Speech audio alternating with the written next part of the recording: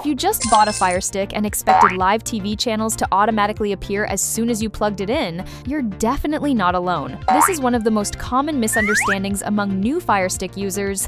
A Firestick can run Netflix, YouTube, and all kinds of streaming apps, but the Firestick itself is not a television service. Over the next few minutes, I'll explain exactly what your Firestick does and why watching IPTV usually requires 3 completely different pieces. Understanding these 3 pieces can help you avoid paying for duplicate apps, installing the wrong player, or even resetting a device that was working perfectly fine. The first piece is the Firestick.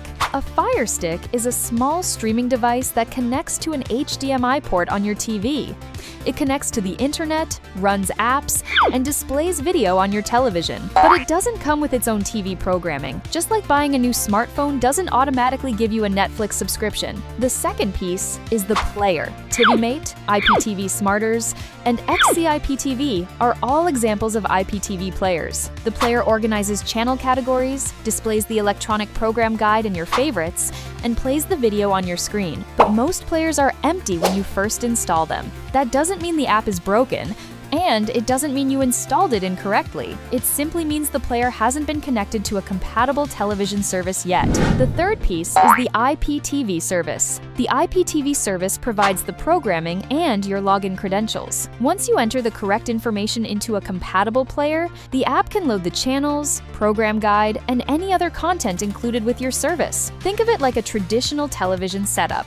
The Firestick is similar to the cable box. The player is like the on-screen menu and channel guide. And the IPTV service is like the television provider that delivers the programming to your home. All 3 pieces need to be compatible. If the player doesn't support the login method used by your provider, you may not be able to connect. If you already own a Firestick but you're not sure what to do next, use the link in the video description or pinned comment. Once you join our technical support community, tell us which Firestick model you have, where you're located, and what types of programming you normally watch. Our team can help you check device compatibility. If this video finally cleared up the difference, hit the like button and subscribe to the channel.